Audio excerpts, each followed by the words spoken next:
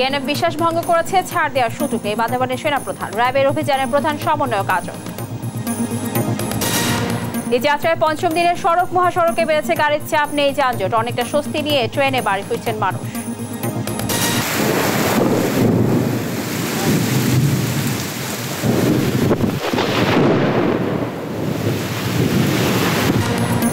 বিভিন্ন জেলায় কালবৈশাখী তাণ্ডব, কাঁচা পাকা ঘর বাড়ি বিধ্বস্ত, ভেঙে গেছে গাছ। পিরোজপুরে এক নারী নিহত এবং নিহত বন কর্মকর্তা সাদাদুজ্জামানের বাড়িতে মন্ত্রী সাবের হোসেন চৌধুরী। খুনিরা ছাড় পাবে না, স্ত্রীকে চাকরি দেওয়ার আশ্বাস।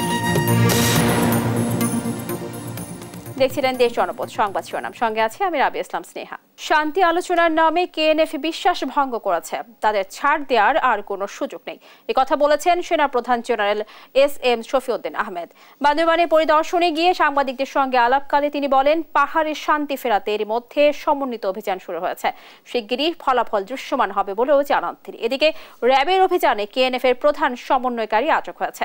বান্দরবান থেকে আবুল বাশার নয়নের রিপোর্ট, জানাচ্ছেন শুভশ্রী রায়। বাজার অবরুদ্ধ করে দুটি ব্যাংকের 3টি শাখায় ডাকাতি, অস্ত্রলুটের ঘটনায় হঠাৎই আলোচনায় পাহাড়ি সশস্ত্র সংগঠন কেএনএফ। যে কোনো মূল্যে তাদের নির্মূলে এরই মধ্যে শুরু হয়েছে যৌথ অভিযান, যার নেতৃত্ব দিচ্ছে সেনাবাহিনী। অভিযানের বিষয়ে তদারকি করতে সকালে হেলিকপ্টার যোগে বান্দরবান পৌঁছান সেনাপ্রধান জেনারেল এস.এম. শফিউদ্দিন আহমেদ। পরে সাংবাদিকদের মুখোমুখি হন তিনি, বলেন, পাহাড়ের শান্তি প্রতিষ্ঠায় সমন্বিত অভিযান এরই মধ্যে শুরু হয়েছে, অচিরেই সুফল মিলবে। আমাদের সেনাবাহিনী, বিজিবি, র্যাব, পুলিশ এবং অন্যান্য ইন্টেলিজেন্স অর্গানাইজেশন সব সমন্বিতভাবে আমরা এই পরিস্থিতির মোকাবেলা করব। এটা কোনো আইসোলেটেড কোনো অপারেশন হচ্ছে না, সবাই সমন্বিতভাবে হচ্ছে। ইনশাল্লাহ এখানে আমরা গভর্নমেন্ট যেটা চাচ্ছে, গভর্নমেন্টের ওভারঅল স্ট্র্যাটেজির ভিতরে থেকেই আমরা আমাদের উদ্দেশ্য বাস্তবায়িত করতে পারবো বলে আমি দৃঢ়ভাবে বিশ্বাস করছি। সেনাপ্রধান বলেন, দেশের সার্বভৌমত্ব রক্ষায় যা কিছু করণীয় সব করবে সেনাবাহিনী। এদেশের মাটিতে সন্ত্রাসের কোনো ঠাঁই নেই বলেও জানান তিনি। বাংলাদেশের জনগণের শান্তির জন্য, বাংলাদেশের সার্বভৌমত্বের জন্য যা করণীয়, মাননীয় প্রধানমন্ত্রীর কড়া নির্দেশ সেটাই করতে হবে এবং ইনশাল্লাহ আমরা সেটা বাস্তবায়নে সক্ষম হব বলে আমরা দৃঢ়ভাবে বিশ্বাস করছি। এক প্রশ্নের জবাবে সেনাপ্রধান বলেন, কেএনএফ বিশ্বাস ভঙ্গ করেছে, তাই তাদের ছাড় দেওয়ার আর কোনো সুযোগ নেই। তাদেরকে শুরুতে আমরা একটু বিশ্বাস করেছিলাম যে শান্তি আলোচনা হচ্ছে, যেহেতু শান্তি আলোচনা শেষ হয়নি, শান্তির ভিতরেই শেষ হবে, কিন্তু এর ভিতরে এই অশান্তি সৃষ্টি হয়েছে, তার প্রয়োজনীয় পদক্ষেপ নেওয়া হচ্ছে। ইনশাল্লাহ জনগণের ভিতর শান্তি ফিরে আসবে এবং দেখতে পারবে যে এই সন্ত্রাসীদের কোনো জায়গায় বাংলাদেশে না। শান্তি আলোচনার আড়ালে কেএনএফ সন্ত্রাসী কর্মকাণ্ডে লিপ্ত হয়েছে বলেও জানান general SM. Shafiuddin Ahmed. News desk, দেশ টিভি। এই যাত্রায় এখন পর্যন্ত স্বস্তিতে বাড়ি ফিরছেন মানুষ। চট্টগ্রামও শুরু হয়েছে ঘরে ফেরা। রেল স্টেশনে বেড়েছে যাত্রীদের সরব উপস্থিতি। তবে ঈদের আগে সোম ও মঙ্গলবার দুদিন অফিস খোলা থাকায় এখনই বাড়ি ফিরতে পারছেন না অফিসগামীরা।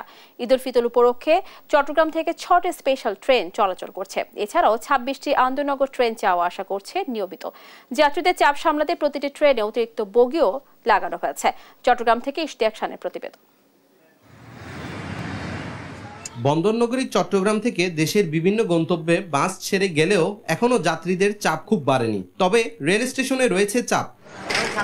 এবার লম্বা ছুটির কারণে যাত্রীদের যাত্রা হবে আরামদায়ক। অনলাইনে টিকিট বিক্রি করায় কমেছে কালোবাজারি। ঈদ যাত্রায় স্বস্তির কথা জানান ঘরমুখো যাত্রীরা। সন্তুষ্টি আছে, যেহেতু ঈদে বাড়ি যাচ্ছি, টিকিট তো পেয়েছি, একটা হইলেও পেয়েছি, নন এসিও পেয়েছি। ট্রেনের অ্যাক্সিডেন্টের আশঙ্কাটা অনেক কম থাকে আর যাত্রীরাও অনেক সেফ হয়, জার্নিটা খুব সেফ, এই জন্য ট্রেনে সবাই যাওয়ার জন্য পছন্দ করে। কোনো ভোগান্তি হয় নাই, আমরা ঠিকঠাকভাবে টিকিটটা কেটেছি, অনলাইনের মাধ্যমে কেটেছি। একই সঙ্গে যাত্রীদের ভিড়ের মধ্যেও টিকিট কালেক্টররাও দায়িত্ব পালন করে যাচ্ছেন সমান তালে। স্টেশনের গেটে যাত্রীদের টিকিট চেক করছেন, তাদের সঙ্গে আছেন জিআরপির সদস্যরাও। রেলে পুলিশ আছে, আরএমবি, তারপরে গেটে টিসিগণ আছেন, টিকিট কালেক্টর, যারা মূলত টিকিট চেকিংয়ের দায়িত্বে আছেন। যাত্রীকে সহায়তা করছি। যাত্রী যদি টিকিট কাটতে না পারে, অনলাইনে তাদেরকে অনলাইনে টিকিট কাটানোর জন্য সহযোগিতা করা, কিভাবে কাটতে হবে নিয়মগুলো দেখে দেওয়া, তারপরে যাত্রীকে কাউন্টারে পাঠানো, এভাবেই সহযোগিতা করতেছি আমরা। যাত্রীদের নিরাপদ যাতায়াতের জন্য সব রকমের ব্যবস্থা নিয়েছে বাংলাদেশ রেলওয়ে। সকল ট্রেন যাতে সময় মতো আমরা চট্টগ্রাম স্টেশন থেকে ছাড়তে পারি সেই জন্য আমরা সজাগ আছি এবং রেলওয়ে কর্তৃপক্ষ এই বিষয়ে যথেষ্ট সজাগ দৃষ্টি রাখছেন। যাত্রী সাধারণের নিরাপত্তা রক্ষার্থে আমাদের আইন শৃঙ্খলা রক্ষাকারী বাহিনী, সাথে রেলওয়ে স্কাউট সহ সকল সংস্থা আমাদের তৎপর আছেন। ঈদ উপলক্ষে আন্তনগর ট্রেনের পাশাপাশি স্পেশাল ট্রেনের ব্যবস্থা করা হয়েছে। এই প্রথম 6টি স্পেশাল ট্রেন চলাচল করছে। এর মধ্যে 2টি যাতায়াত করছে চট্টগ্রাম কক্সবাজার রুটে। ঈদ উল ফিতরের আগে ও পরে চলবে এই স্পেশাল ট্রেন। ইশতিয়াক খান, দেশ টিভি, চট্টগ্রাম। ঈদের লঞ্চ যাত্রার খবর চালাতে রাজধানীর সদরঘাট থেকে সরাসরি যোগ দিচ্ছেন সহকর্মী ফজলে আদিত্য। আদিত্য, আপনি নিশ্চয়ই আমাকে শুনতে পাচ্ছেন। আদিত্য, সদরঘাটে ঘরমুখো মানুষের ভিড় কেমন দেখছেন? নতুন করে কোনো ভোগান্তির খবর রয়েছে কিনা? কি বলছেন যাত্রীরা? বিস্তারিত জানাবেন।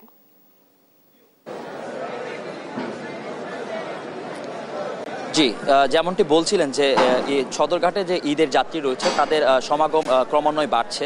বেলা বাড়ার সাথে সাথে ঈদগামী যাত্রীরা যে রয়েছেন তাদের পদচারণে রয়েছে সদরঘাট এই পুরো সদরঘাট কেন্দ্রিক। এখন পর্যন্ত সদরঘাটে বিভিন্ন স্থান থেকে ঢাকার মধ্যে ঢুকেছে বিভিন্ন লঞ্চ, কিন্তু এখনো পর্যন্ত সারি সারিভাবে টার্মিনালগুলোতে রঙ্গর করে রাখা হয়েছে বিভিন্ন রকম লঞ্চ, যেগুলো হচ্ছে দক্ষিণাঞ্চল সহ দেশের বিভিন্ন স্থানে যাবে। তবে যাত্রীরা যেটা বলছেন যে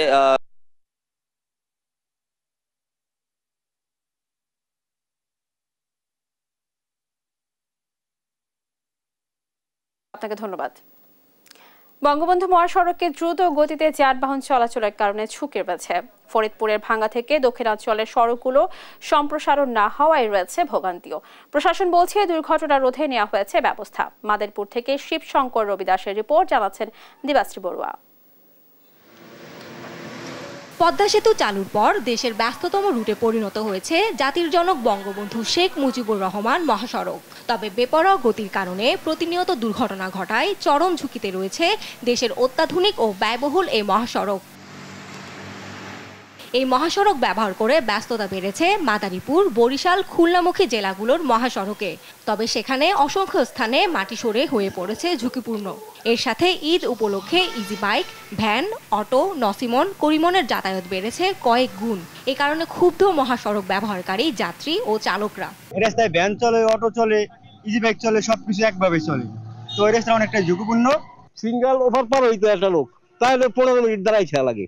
এছাড়া পার হওয়ার কোনো কায়দা নাই এই রুটে।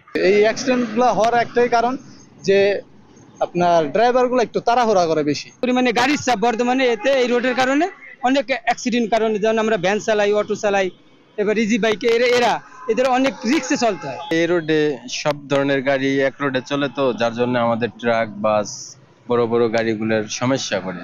দুর্ঘটনা রোধে ব্যবস্থা নেওয়া হয়েছে বলে জানিয়েছেন পুলিশ ও জেলা প্রশাসন। হাইওয়ে থানার পক্ষ থেকে দুটো টিম কাজ করছে, দুটো মোবাইল টিম আছে। একটা হচ্ছে পুলিশের পিকআপ, একটি হচ্ছে মোটরসাইকেল টিম। ওনারা সার্বক্ষণিক গাড়ির গতিরোধে স্পিড গান সহ প্রসিকিউশন দিচ্ছে বা সচেতনতা তৈরির জন্য হেলারের মাধ্যমে সচেতন করছে। আমাদের সড়কে কোনো ধরনের দুর্ঘটনা না হয় সেক্ষেত্রে জেলা প্রশাসনের সব ধরনের প্রস্তুতি রয়েছে এবং এক্সিকিউটিভ ম্যাজিস্ট্রেট নিয়োগ থেকে শুরু করে সকল ধরনের সার্বিক প্রস্তুতি আমাদের নেওয়া হয়েছে। আমরা আশা রাখছি যে আমরা খুব সুন্দর একটি ঈদ জনগণকে উপহার দিতে পারব। পদ্মা সেতুর সুফল দক্ষিণাঞ্চল জুড়ে ছড়িয়ে দিতে এক্সপ্রেস হাইওয়ে নিরাপত্তা জোরদার ও বরিশাল মহাসড়ক বিস্তৃতি করার দাবি দক্ষিণাঞ্চলবাসীর। নিউজ ডেস্ক, দেশ টিভি। বিগত যে কোনো বছরের চেয়ে এবারের ঈদ যাত্রা বেশি নিরাপদ ও স্বাচ্ছন্দ্যময় বলে আশ্বাস দিয়েছেন হাইওয়ে পুলিশ অতিরিক্ত মহাপরিদর্শক মোহাম্মদ শাহাবুদ্দিন খান। ঈদ উল ফিতর উপলক্ষে রোববার কুমিল্লার আলেখার চর বিশ্ব রোড এলাকায় ঢাকা চট্টগ্রাম মহাসড়কের নিরাপত্তা ও ট্রাফিক ব্যবস্থাপনা পরিদর্শনকালে এসব কথা বলেন তিনি। বলেন, ঈদ উল ফিতরের আগে, ঈদের দিন ও ঈদের পরে তারা 3 স্তরের পদক্ষেপ নিয়েছে। এছাড়া প্রযুক্তিগতভাবেও এবার সড়ক পরিদর্শন করছেন।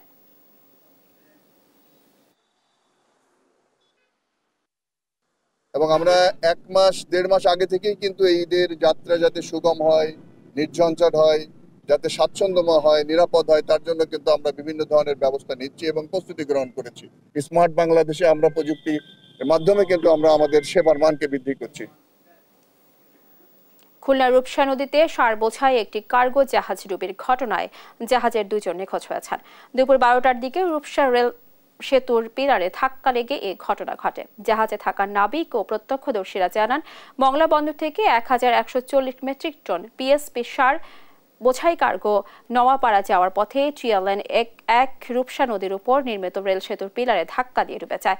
কার্গোতে থাকা 13 নাবিকের মধ্যে 11 জন সাঁতরে কুলে উঠতে সক্ষম হলেও 2 জন নিখোঁজ রয়েছে। এরা হলেন জাহাজের বাবুর্চি, পিরোজপুরের ইন্দুরকানী উপজেলার বালিপাড়ার কালাম শেখ এবং গ্রিজার নড়াইলের মোহাম্মদ শাখাওয়াত।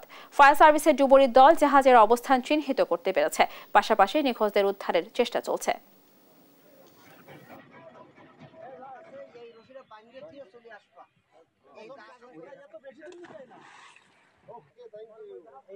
আমরা আসি তাদের উঠাই দেখাশোনা করি, কিন্তু আরো 2 জন ছিল ভিতরে, কিন্তু তাদের পাওয়া যাচ্ছে না। আজকে খুলনায় অবস্থান করার কথা ছিল। এই পথের মধ্যে রূপসা রেল ব্রিজের 73 নম্বর পিলারের সাথে ধাক্কা লেগে তাৎক্ষণিকভাবে জাহাজটা ফেটে গিয়ে এটা ডুবে যায় এবং 13 জন লোকের মধ্যে জাহাজের 11 জন তারা তীরে আসতে পারছে এবং 2 জন, একজন হচ্ছে বাবুর্চি আর একজন গিজারম্যান, এই 2 জন লোক এখনো নিখোঁজ আছে। ফায়ার সার্ভিসের উদ্ধার কাজ চলছে, তারা জাহাজটার লোকেশনটা নির্ণয় করতে পারছে, এখন তারা উদ্ধার কার্যক্রম শুরু করছে। দেশের বিভিন্ন স্থানে সকালে আঘাত হেরেছে বজ্রসহ কালবৈশাখী ঝড়। এতে অন্তত 7 জন নিহত ও বেশ কয়েকজন আহত হয়েছেন। পিরোজপুর সদরে গাছ চাপায় এক নারীর মৃত্যু হয়েছে, আহত হন আরো 9 জন। বাগেরহাটেও বজ্রসহ তাণ্ডব চালিয়েছে কালবৈশাখী, এতে বেশ কিছু গাছপালা উপড়ে গেছে। বাগেরহাট থেকে সহকর্মী এস সোহান ও পিরোজপুর থেকে হাসিবুল ইসলাম হাসানের তথ্য ছবিতে ডেস্ক রিপোর্ট। ফুটেজ দেখে মনে হতে পারে রাতের দৃশ্য, কিন্তু না। ঘড়ির কাঁটায় তখন সময় 9:40 কালবৈশাখীর কবলে দেশের দক্ষিণাঞ্চলের বেশ কয়েকটি জেলা।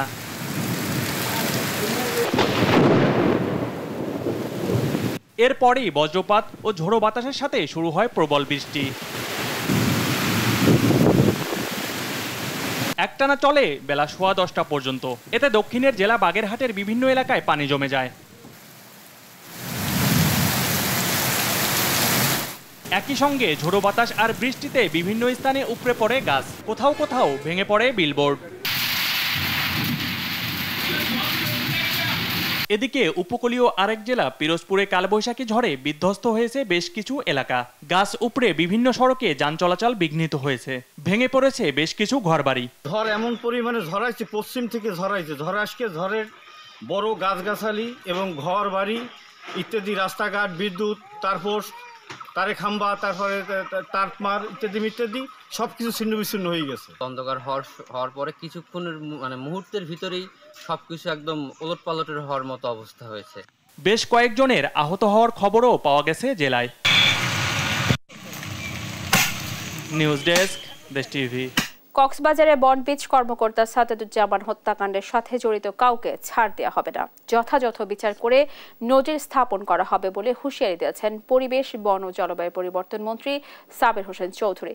সাজাদুজ্জামানের পরিবারের সদস্যদের সাথে দেখা করে সাংবাদিকদের এসব কথা বলেন তিনি।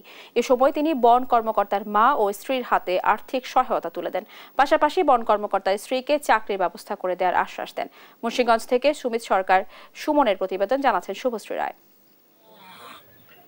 গেল 30 মার্চ কক্সবাজারের উখিয়ায় অভিযানে গিয়ে পাহাড় কাটা চক্রের ডাম্পার ট্রাকের চাপায় হত্যার শিকার হন বনবিট কর্মকর্তা সাজ্জাদুজ্জামান।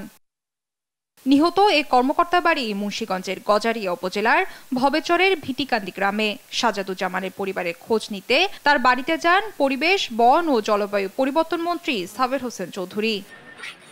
বন বিভাগের কর্মকর্তাদের একদিনের বেতন থেকে 10 লাখ টাকার চেক পরিবারের কাছে হস্তান্তর করেন মন্ত্রী। এছাড়া মন্ত্রণালয়ের তহবিল থেকে আরো 5 লাখ টাকা নগদ দেন।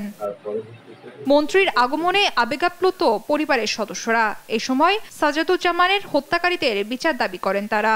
আমি আমার মরহুম স্বামীর সঠিক বিচার চাই, তাকে হত্যা করা হয়েছে নৃশংসভাবে, সেটা যাতে সঠিক তদন্ত করে দোষীদেরকে যথাযথ শাস্তি দেওয়া হয়। যারা এই ঘটনাটা ঘটাইছে তারা এখনো এলাকাতে আছে, তো আমি সবার কাছে আবেদন করব যাতে তারা এই হত্যার একটা সুষ্ঠু বিচার করে। দীর্ঘদিন যাবৎ এ চক্র পাহাড় কাটছে উল্লেখ করে মন্ত্রী জানান, হত্যাকারীদের কোনো ছাড় দেওয়া হবে না।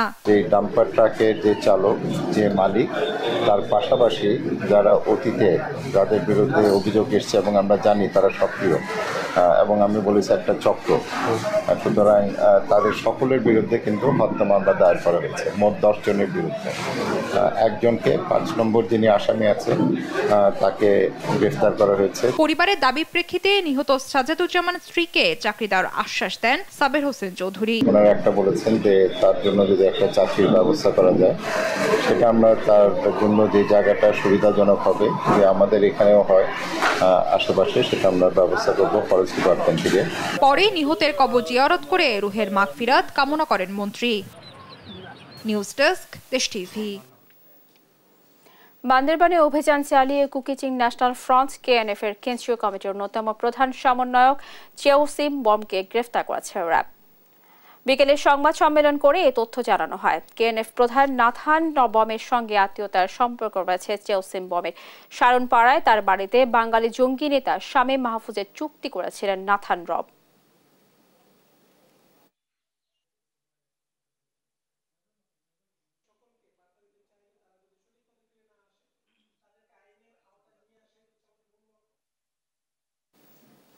সোমালীয় জলদস্যুদের হাতে জিম্মি বাংলাদেশি জাহাজ এমভি আবদুল্লাহর 23 নাবিককে মুক্ত করতে দস্যুদের সঙ্গে মুক্তিপণের অর্থ নিয়ে দর কষাকষির পর এটি প্রায় চূড়ান্ত করা হয়েছে।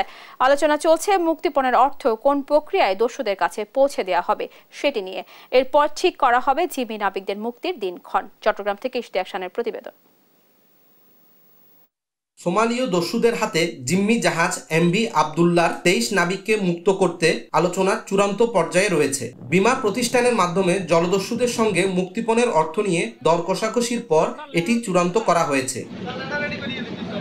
সমঝোতা হলেও নাবিকদের এখনই ফিরিয়ে আনা হচ্ছে না। দেশে ফিরিয়ে আনতে আরো 1 থেকে 4 সপ্তাহ সময় লাগতে পারে। হয়তো অতি শীঘ্রই আমরা ওদেরকে মুক্ত করে আনতে পারবো, কিন্তু বর্তমান যে পরিস্থিতিগুলি আরও সার্কামস্টেন্সলি ডেভেলপ করেছে, হয়তো সেটা আমরা চিন্তা করলে হয়তো একটু সময় লাগবে, কারণ মিনিমাম 1 সপ্তাহ থেকে নিয়ে 4 সপ্তাহ মতো লাগতে পারে।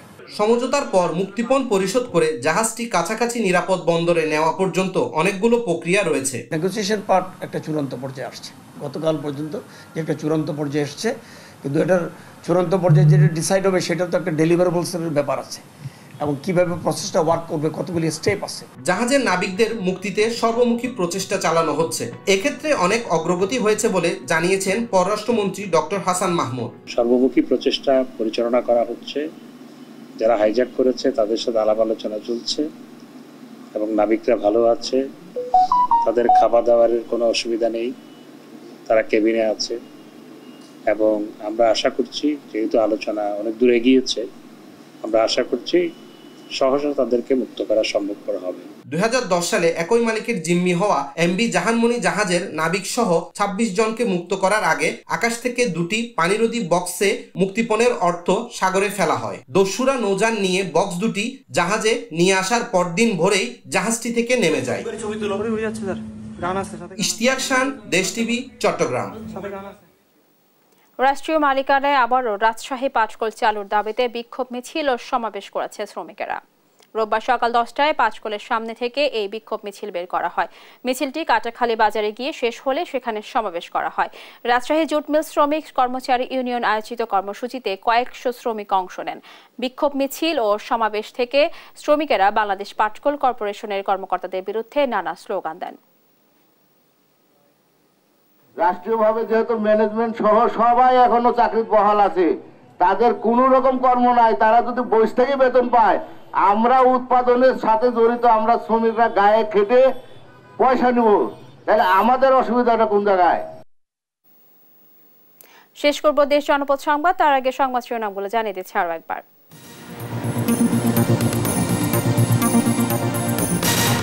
কেএনএফ বিশ্বাস ভঙ্গ করেছে, ছাড় দেওয়ার সুযোগ নেই বান্দরবনের সেনাপ্রধান। র্যাবের অভিযানের প্রধান সমন্বয়ক আটক।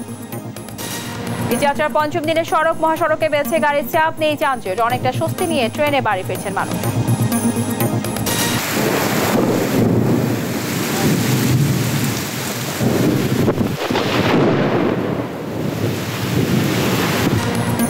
বিভিন্ন জেলায় কালবৈশাখীর তাণ্ডব, কাঁচা পাকা ঘর বাড়ি বিধ্বস্ত, ভেঙে গেছে গাছ, পিরোজপুরে এক নারী নিহত। এবং নিহত বন কর্মকর্তা সাজ্জাদুজ্জামানের বাড়িতে মন্ত্রী সাবের হোসেন চৌধুরী, খুনিরা ছাড় পাবে না, স্ত্রীকে চাকরি দেওয়ার আশ্বাস। এ ছিল এখনকার দেশ জনপদ সংবাদ। পরে বুলেটিন দেখার আমন্ত্রণ রইল। এছাড়া দেশ টিভির সর্বশেষ সব খবর পেতে ভিজিট করুন www.desh.tv। ফেসবুকে আমাদের সঙ্গে যুক্ত থাকুন দেশ টিভি অথবা দেশ টেলিভিশন পেজে। এছাড়াও সর্বশেষ সব ভিডিও পেতে ইউটিউবে আমাদের হ্যান্ডেল @দেশ টেলিভিশন অথবা @দেশ টিভি নিউজ লিখে সার্চ করুন। ধন্যবাদ সবাইকে।